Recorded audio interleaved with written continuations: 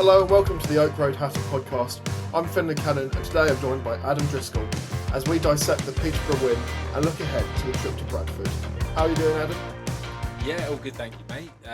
I'm feeling very positive. It's nice to, again, like I said last week, it's nice to jump on and talk about things when we had a positive result. And I for one had a nice trip to Peterborough, easy train journey. Saw a load of Luton fans getting on pretty much every stop along the way up from Stevenage. So yeah, off the back of another 3 points, another clean sheet, and a very nice away day. Yeah, it was a good away day. I wasn't going to go originally, and I managed to get myself a ticket the day before. And then my mate got himself a ticket in the car on the way there because he thought he already had one. Um, But yeah, it was a good away day and it was a really good away atmosphere, actually. And we're going to talk all about that away win. But first, don't forget to check us out on socials. That's Oak Road Hatter on all your social media platforms, where you can find the latest content from us, including shorts, podcast episodes, and written content as well. But let's get straight into it. And it was a 2-0 win away from home at Peterborough. In in the end, what was quite a comfortable victory, but the first half didn't feel quite that way, did it? No, not well. No, not particularly. I mean, I think I never felt in danger at any point in the game of really anything that any problems that Peterborough were gonna cause us. But you're right. The first half lacked quality, and it was fairly reminiscent of the Friday night opener against Wimbledon. Um, Albeit maybe a little bit more open and maybe a little bit more quality. But again, we're not setting the bar too high on that opening game, are we? So, yeah, it was a struggle. I think there were good intentions as well. I mean, we saw a little bit of a different lineup.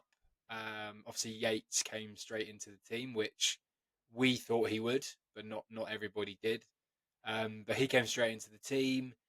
Linked up pretty well with Naki Wells, albeit a few offsides. So there's an element of timing and understanding of each other's game, and really just getting that relationship a little bit more confirmed and cemented over the next few weeks. But there were early signs there of good link up play. It was just a case of not being able to time those runs, because otherwise, there's a good two or three opportunities in that first half where you're a fraction offside, but otherwise you are through on goal. So yeah, not loads of quality, but certainly better than the Wimbledon game as a whole. And having those two up front gives us really, really experienced options at League One and Championship level, actually. And you could see their experience by the way they were trying to play sort of off each other. I thought that Wells was particularly impressive, especially in that second half. His runs sort of off the defender were really causing a lot of issues, and obviously the second goal came from his pressure on the goalkeeper as well, which you could see coming actually a few times throughout the game. The way he was getting up tight onto the goalkeeper and really putting pressure on them.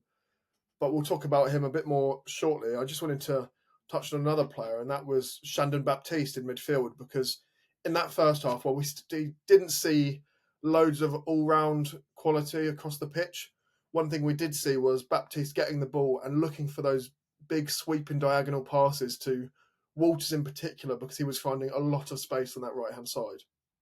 Yeah, definitely, and probably one of Baptiste's more influential games, or the most influential game he's had for us, I would say. And excuse me, question marks will be asked and about. Well, yeah, that should be a given at League One level, but I mean, you might not be wrong there, but he still has to go out and do it, and we still have to keep him fit. So I think a fit Shandon Baptiste is, arguably the best midfielder in League One, and you could say the same about Saville, because all of our midfielders are of that ability where they are really, too good for this level. So if we can keep the likes of him fit, you know, really what we saw in the second half, and we'll come on to that, but the control that we saw from them in the second half, I think, is something that we're all expecting to see for the most part of most games. But yeah, it was really a really good performance, and just shows what he can do for us, and everything that he does offer. Yeah, and you mentioned Saville there as well. I thought he was very impressive, again, particularly in the second half. you could see how strong he was on the ball and how tough it was for the Peterborough side, albeit they were a very young and inexperienced side. But getting the ball off him seemed like a real challenge. And then obviously it was his set piece that helped us open the scoring through Mads Anderson, who once again was absolutely quality in this game. That defensive tackle, slide tackle he made quite early on in the second half was in the first half was really, really impressive. And I think we've seen some of the best from him in those opening two games, and it's really exciting to see what he can become in this level. Yeah, absolutely. I mean, we said last week around his performance, and he did a fairly good job against Wimbledon, albeit without too much pressure. And probably you could probably say the same about the Peterborough game just gone, and that he's done the basics pretty well. He's never had to go too far out of his comfort zone, I would say, but he's showing the signs of the player that we signed. Um, I don't know what season it was, but 3 or 4 years ago he was League One Player of the Season, and yeah, for me, he's really starting to show what he's about and what he can offer. And my hot take after the game was that right now he doesn't come out of the team for anybody. Um, he's a player that we need to keep getting onto the pitch, and I think the more minutes you get into him, the more confidence you get. Obviously, the more fitness you get out of him as well.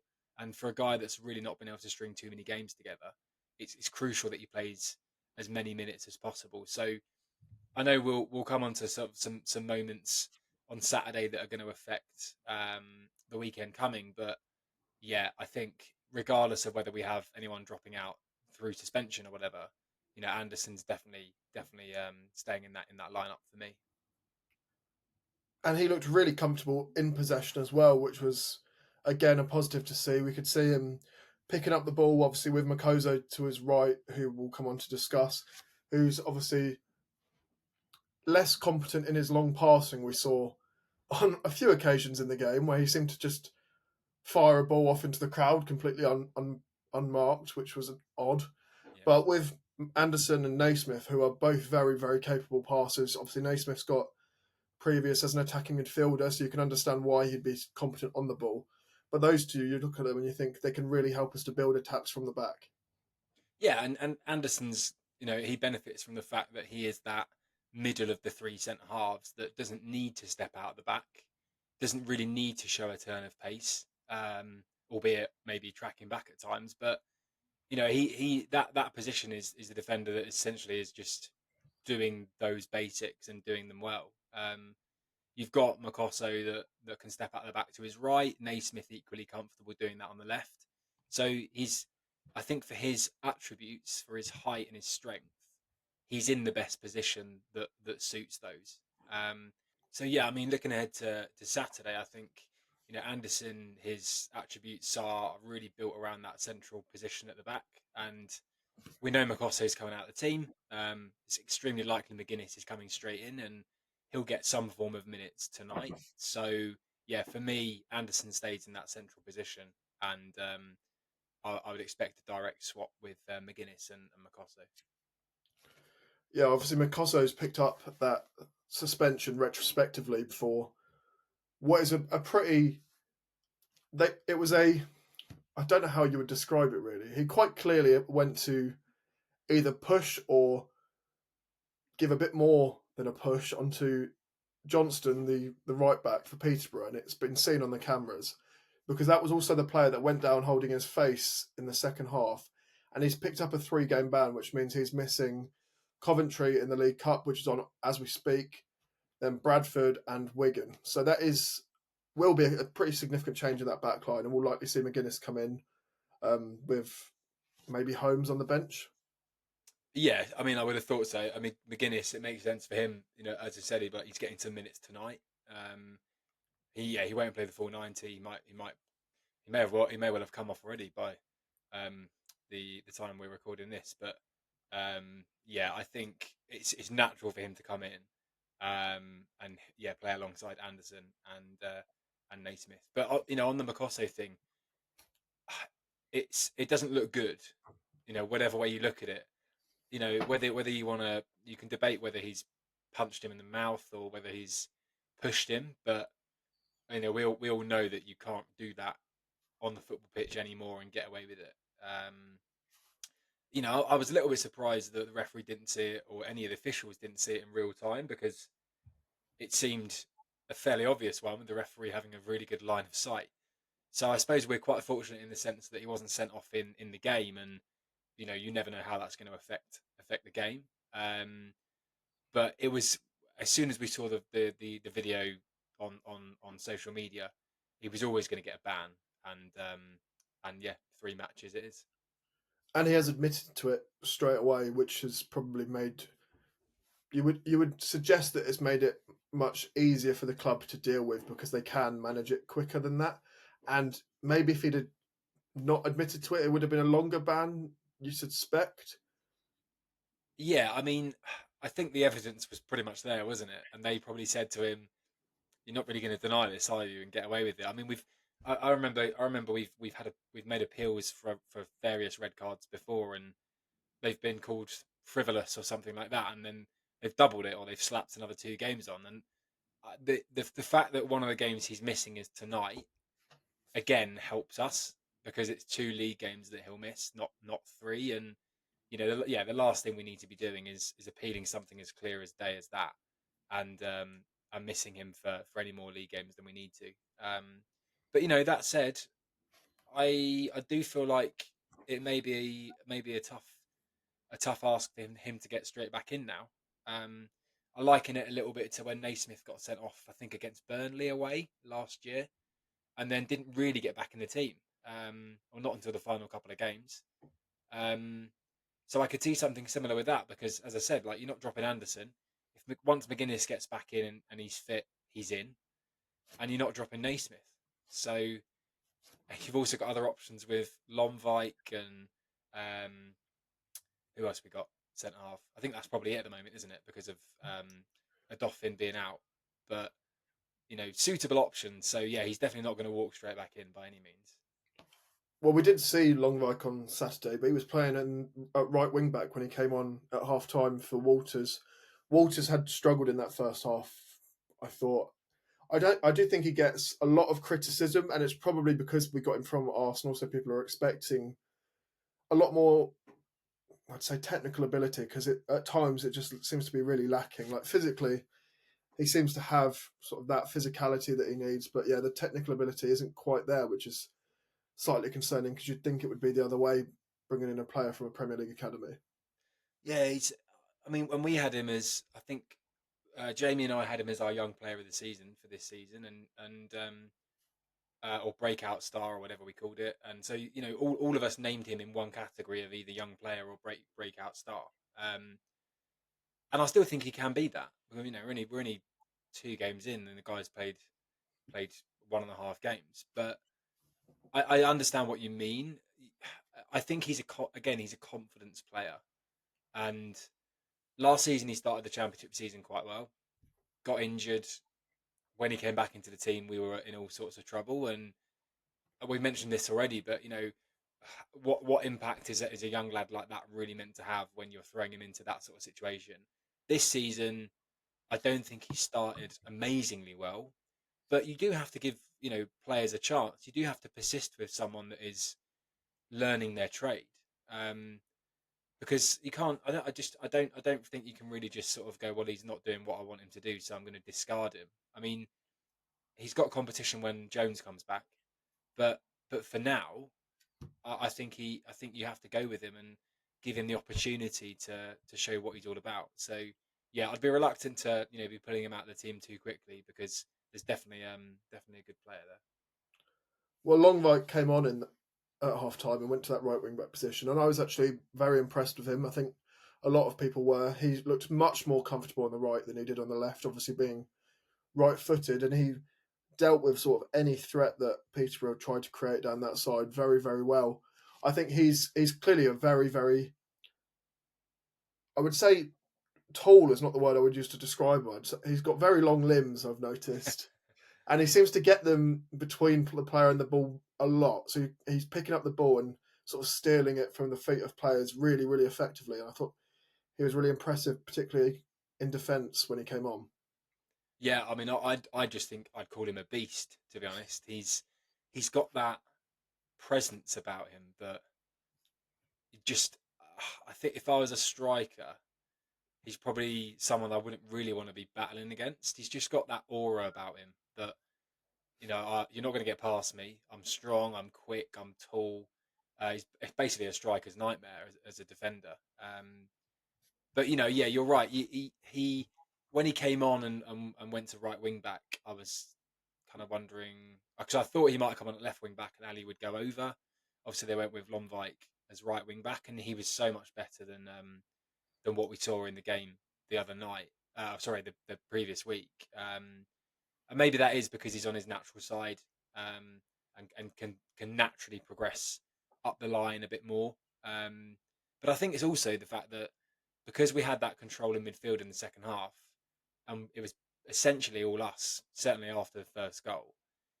Again, he can play with that freedom. He's not really worrying about like tracking back because he knows he's got the three centre halves there who are playing very well and looked comfortable. So he has that little bit more freedom to express himself. And yeah, he certainly looked a very good player and someone I'm excited to see a bit more of as well. And him coming in, obviously, he pushed forward a lot less than Waters did, which gave Ali a lot of scope to get forward and caused a lot of problems down that left hand side, which we hadn't really seen in the first half. But it was obviously a set piece that we opened the scoring through, and Mads Anderson just showed how strong he is in the opposition box with how he almost dragged the player with him and headed the ball perfectly into the bottom corner. It could not have been more of a bottom corner header if he'd have tried. Yeah, and when you look at it back and you watch the slow mo, he's got quite a lot to do. He's bit the defender's doing his best to drag him down and stop him from really going and attacking the ball. He obviously shows the strength and power to you know brush off his defender, and then to get himself for a tall guy to get himself down in that position. He's basically heading it around knee height, I think. To get himself in that position to do that and obviously steer it into the corner. It's yeah, it's not just we've scored from a set piece. There's actually a lot of skill and a lot of effort that's gone into that goal. So yeah, really good to see that. And Anderson, I think I called a couple in the first half, sort of saying, we got a set, we got a corner, and you're thinking, right, come on, man, you're a big guy, and he scored goals previously, I think for Barnsley. So be very nice to get a few more out of him between now and the end of the season. Well, Jamie will appreciate that I say this, but as the corner was given, Jamie leant forward to me at the game. He was stood behind me and went, Mads is scoring. The corner was taken and he scored on that moment after he said it. And I turned around and I could just see in his face he was so buzzing with that. And I'm sure he'll remember that one because I probably wish he'd put some money on it or something because yeah, it was the most perfectly timed call he possibly ever had. But after that goal went in, we really dominated the game and didn't really give Peterborough anything. We were pinning them into their own half at times. When we were losing the ball, we were getting it straight back and running it straight back at them, and they were really struggling to get out. Yeah, and you could sense that first goal going in. Like you could see the confidence in the players, even celebrating the goal. But as soon as we kicked off, what previous Luton teams have done is sort of hide a little bit after going ahead, um, and concede quickly after scoring. Well, and there was just no sign of that at all. And I would put that a lot more down to the control that we had with the back three and the two midfielders than Peterborough maybe not offering as much as we thought. But the chests were out, heads were up, confidence was there. Um, we had a couple of good opportunities, I think, either side of the second goal, which was on the 85th minute. But even either side of that, we had a couple of chances, and you're thinking there's a big opportunity here to go and win 3 or 4-0. And a couple of touches maybe let us down in that final third, or the wrong selection of cross, pull back, or floated or whatever. But it certainly felt like we had full control, and I think really from when we went 1-0 up, I never really felt like they were going to get back in the game. And one of those chances was a long range effort from Christ Makoso, who I don't know if I've ever seen a player more inclined to shoot when the crowd shouts shoot than him, because he doesn't come that high very often. And as soon as he was in that area in space, the whole Luton end were shouting shoot, and you could see he was going to go for it. Yeah, and it was quite funny because of there was almost like a little bit of a delay while he listened to the crowd and then thought, do you know what, I'm going to do it. And it wasn't a bad effort, to be fair. I mean, either side of the keeper, and he's put it in the top corner. But he's a funny lad, isn't he? And then the reaction after, when, we're obviously waiting for someone to go out and take the corner, and he's obviously lapping it up. And I think what I like to see there is there's a there's a togetherness and a confidence in moments like that that we've been missing for a long time. And they're small things, but they turn into big things when we look at what we're trying to achieve this season. And the fact that we've got that kind of camaraderie this early on can only be a good thing for us to continue that and to keep picking up points through the season. And he's clearly a very popular player within the squad. I think we could see that in the pre-season videos that they posted from Slovenia. The players are trying to get him involved in all the interviews, despite him not speaking loads of English. But yeah, they enjoy his company, I would say, and that's always a positive to have with a young player who's really trying to establish himself in football. And for him, obviously, it's his first time in English football with us. Yeah, and I mentioned pre Peterborough around Luton having some experienced pros in the club. Um, I guess when I was talking about that last week, it was more around what they can deliver on the pitch, and comparing that with Peterborough's youth. But also, it's very easy to forget what those guys also deliver off the pitch as leaders and that kind of core group. And when you have got a young guy who's come over to this country, barely speaks any English, is young, it's crucial that you've got those guys to put their arm around him and involve him and make him feel like he's part of the group straight away. So yeah, I love seeing that. And he's got a big future as long as he stops punching people in the mouth. Then he's got a big future with us. And you mentioned that those experienced players, and it was the experience of Naki Wells knowing when to press a very inexperienced keeper that led to that second goal in the 85th minute or around then.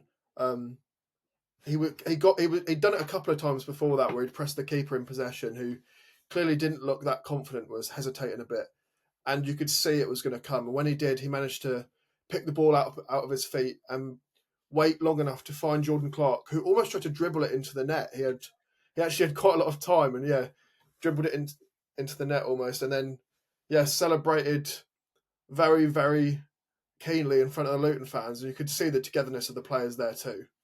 Yeah, absolutely. Again, another moment where you've got everybody coming over to celebrate it.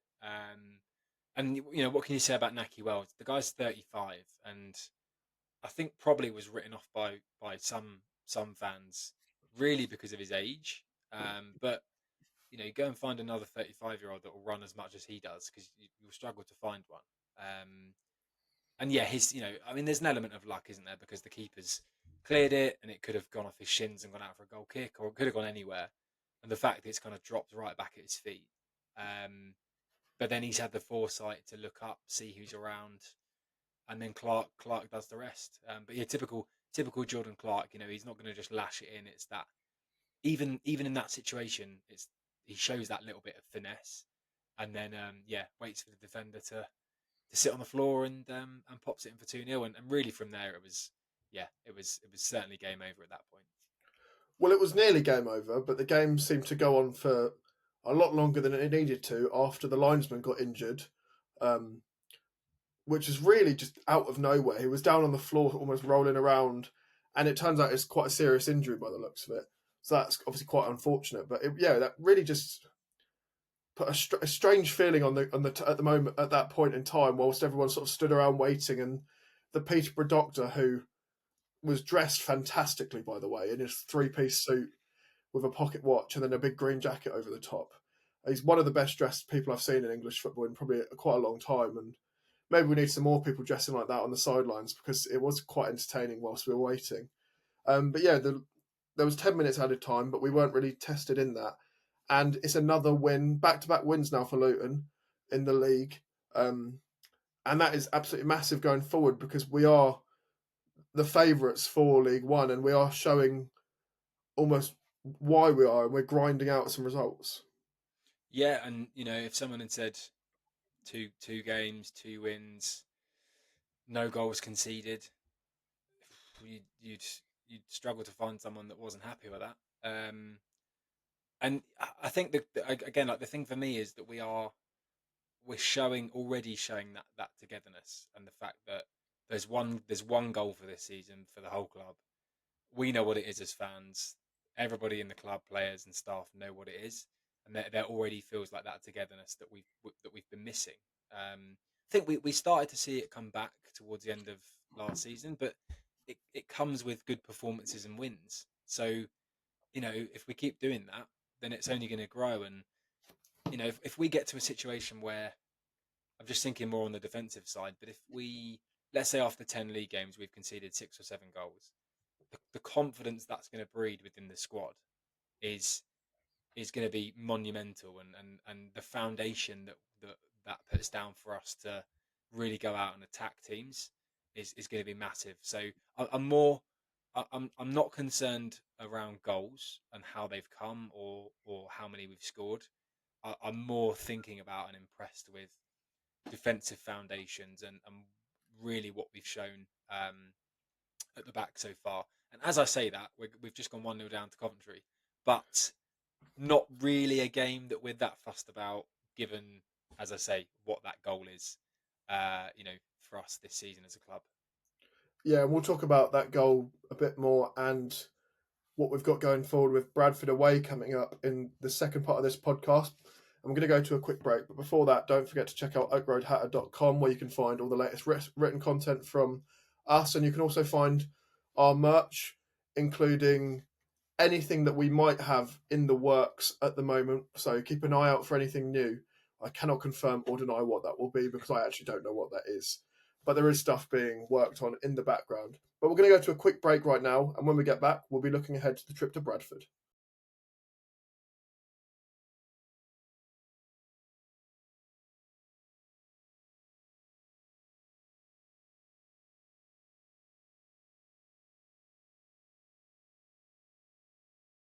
Hello and welcome back to Oak Road Hatter, where you're still joined by Finley, and Adam Driscoll. We're going to look ahead to the trip to Bradford now, but before that, we're going to take a quick look at how we might line up with the game against Coventry currently taking place as we record this.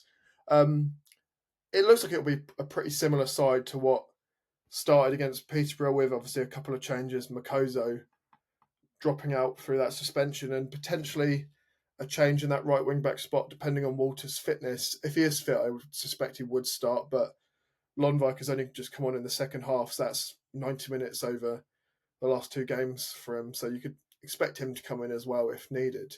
Um, are you happy with it being unchanged from Peterborough, albeit a couple of changes going into that game? Yeah, I think so. I mean, obviously we'll have one enforced change with Makoso. I mean, as we look right now, McGuinness looks like he's going to play all of the game because we've made all of our subs.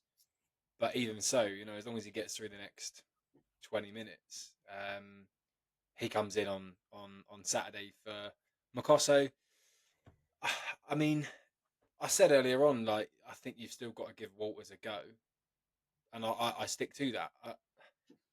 I don't like the idea of us not liking somebody and then going, well, you can only have a couple of games and then you're out of the team. Bloomfield clearly sees enough in Walters to start him in the first 2 games, and he's featured a lot in pre-season. If he didn't see enough in him, then he would have got rid of him, or um, he wouldn't have been in the squad like other players haven't been as well. So I wouldn't be changing anything else that doesn't need changing.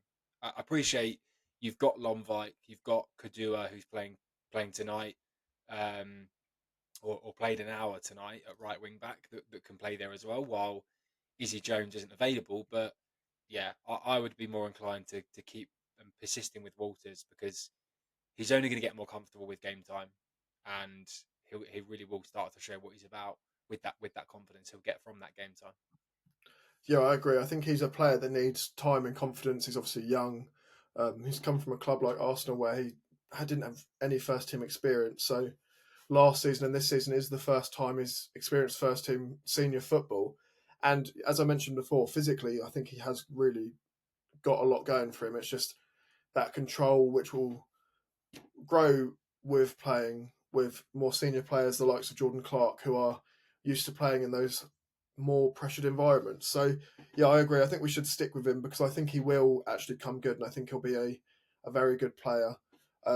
And he also can play at right back if in a back four or right wing back as well. So that gives us that flexibility as well when he's playing, particularly with Ali playing on the left, which looks like will continue for the time being, whether or not we bring someone else in on that position. So yeah, he does give us that more defensive solidity on that right hand side compared to Jones, who's more of a winger than a fullback. So yeah, I agree. I think it'll be maybe just the one change in defence, provided there are no injuries in the remaining few minutes of the game against Coventry. But that looks like we'll be out of the EFL Cup as it stands as well, unless something changes in the closing minutes. So we'll look at Bradford now, and they obviously come up from League Two um, in very, very late circumstances at the end of last season, dramatic circumstances. And they're a side I think I quite like the look of in this division as a newly promoted side. They've got a win and a draw from their opening two league games, which is for a newly promoted side, particularly given the fact that they played Wickham and beat them in their opening game, is very positive. And you've already mentioned it off camera. You were quite impressed with a couple of the additions they made over the summer in Max Power and then someone who Luton fans might know well in Josh Nuffville. Yeah, I mean, looking at their first two games, they've started the season well. I mean, a home game is what they would have wanted. First game of the season, massive crowd. I think by all accounts, at like just under 20,000 or something like that. Um, and they started the season with a really good home win against a Wickham team that just missed out on automatics last season. So already that kind of makes you think, oh, okay, these guys are here to play. They're not just here to make up the numbers. Um, and then second game away to Northampton, they've gone and got a point on the road in a 0-0. And they'll be happy with that because if they win their home games and draw their away games or something to that effect through the season, they'll be firstly they'll be more than safe, and secondly they could be onto something that might surprise their own expectations. So you certainly have to look at that and go fair play in the first two games. You take a little look into their squad. I like some of the names they've got in their squad. They've got an experienced keeper in Sam Walker. They've got players like Curtis Tilt, again, an experienced centre half. Max Power, played against him a few times, haven't we, when he's been at Wigan, and he's played for a good number of clubs as well. And then two or three others that really stand out. Old Luton youngster Josh Nerfill, who they signed this summer at right wing back, and we had, a few Luton fans, fair to say, thinking could be one to add to our squad um, as a wing back, as a wide option, whether it's wing back or in attack. And then the last two that stood out to me was Sarcevic, who again now at 33 falls into that experience category, but he's scored a good number of goals at that sort of level and or this level and League Two for a long time. So he's certainly one that's fairly dangerous if given the space. And then they've got Andy Cook, who I believe has got an ACL or something to that effect. So we're probably not going to see much of him on Saturday. But again, if that's someone who comes back for the second half of the season, that's firepower and that's goals at this level as well. So I like the look of how they shape up. They've started the season pretty well, and yeah, it's not going to be an easy game. We're going to need to go there and give it the respect that it deserves, and hopefully come away with a good performance and 3 points. And you mentioned the big crowd they had on their opening day. It's a club that's really, really trying to bring those big gates in. They've got a massive stadium in Valley Parade, and I think they got 19,000 people on their opening game of the season, which for a club in League One that's just come out of League Two is really, really impressive. And with Bradford, you know you're going to get very, very loyal support in their fans, because I think the club are offering quite, I mean, very reasonably priced tickets to people in the area. And Bradford's a massive, obviously a massive catchment area for it's a one club city. So if they can get all the fans on board, it's somewhere where teams will look at going and go, oh, this could be a tough place to go. It's a big hostile crowd, and we'll need to quiet the crowd down pretty early on. Yeah, and whatever the initiative is that they're doing that got 19,000 in on the opening game, and whatever they may get at the weekend against us, that's something that we need to be doing when we move. And I know we're sort of jumping ahead 2 or 3 years, but we're gonna have a reasonably big stadium to fill. And I look at the two towns and I see similarities, working class, kind of heavy population. They're big towns, so if we can do some sort of initiative like that, and really make Power Court that that that place that players don't want to play, and that intimidating place, then they're definitely a club to look at, and what they're doing right now, and putting some of the same sort of measures in place.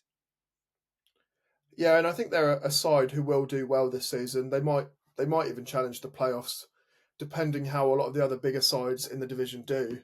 Um, I think a lot of Bradford fans are very excited by what they've got going on there, and I think a lot of neutrals like the idea of Bradford being or making their way back up the divisions, because they are a massive club and they've been sort of in and around League Two and League One for a long, long time now. Um, so they are almost a sleeping York giant within Yorkshire itself, which obviously has a lot of other big clubs in it. Yeah, definitely. There's uh, a lot of clubs in their neck of the woods, and I guess they have to stand out with these sort of initiatives and offers to stop people from Bradford going to other clubs, because there's quite a lot to choose from. Um, but yeah, it's impressive that they've had that sort of number at home, and I think Bowler counts 20 more than 20,000 in their last home game last season as well. So it's not going to be a walk in the park by any means, because yeah, everybody from their side is going to be up for the game on Saturday, and we need to make sure we are as well. And we'll need to put in more of a display similar to what we saw in the second half against Peterborough, rather than what we saw in the first game of the season and some of the first half in our last game. And you'd expect there'd be a lot of confidence from that pretty dominant second half against Peterborough. And players like Naki Wells and Jerry Yates will be thriving in that sort of big away atmosphere. Yeah, definitely. I mean, I actually think the second half on Saturday, I think we needed it, and I say that for the understanding and the shaping of showing what we can do. If we'd played out Saturday with another dull 45 minutes, drew 0-0, or lost 1-0 off the back of a poor game against Wimbledon, where we were very fortunate already with the pressure that's on us this season, you'd have a lot of rumblings and groans, and even in the camp, you might have players thinking, we're in for another slog of a season here. But just with that 45 minutes alone, the fact that we were able to get so much control in the game, and make all those chances, and score the couple that we did, I think is really important, that we use that as a benchmark now for Saturday, and the games that follow that, because we've shown early in the season what we can do and how we can control games. So we need to use that, and really build from there. And for the first time in a long time, we are, as we've said, the big fish in the small pond this season, and teams will be targeting us, and opposition fans will be looking at us going, "Oh, we really, really want to get something against Luton," because they'll see it as a scalp. When we were walking um, the into the ground at Peterborough on Saturday, there was a couple of young Peterborough fans walking behind us, going, "Oh, you're Luton fans. God, you lot were in the Premier League 2 years ago. You're so shit now." And I just thought, yeah, that's we're going to get that a lot this season, aren't we? Yeah, of course we are. And the first time we heard the Premier League and you mucked it up, obviously I've replaced the word, but yeah, we're gonna get that. We're gonna get that most weeks. We're gonna get it when teams come to us, and we're gonna get it when we go away from home as well. And it's about dealing with that. It's almost about forgetting that and dealing with the here and now, and just focusing on what we need to do this season. Because if we do that, then we'll be one step closer to, you know, being back at that dreamland level. Yeah, and it is going to go one result at a time. And with that, we'll go for some score predictions. So, with there just being two of us, I'll start with you today. Thank you. I'm going to echo what I did for the Peterborough game and go for a 2-0 win. I do think it will be a tough game, but I would like to think that that control that we showed second half and the quality will shine through. Defensively, I think we look really, really sound and really stable, and I don't really have any concerns around Makosso coming out because we've got McGuinness to step back in. But I think we look quite watertight, and as I said, throughout this is such a good foundation to build on, and I think we will carry on doing that. So yeah, I'm going to go for a hard fought but a 2-0 win. Okay, so I think we're going to score two, but I actually do think we'll concede our first league goal of the season. I think Ali's going to have a lot more to do defensively than he has had to in the last game. If you saw any of Bradford's first game against Wickham, Nuffville on that right-hand side, which obviously be our left, was pushing really, really high and causing a lot of problems in that game. And I think we might see him being that threat against us and pushing Ali back a bit, which will, I would expect, give us a bit more to do defensively than we've had to already. So I think there will be a goal. Whether or not it will come through that, I think they will score, but I think we're going to win 2-1.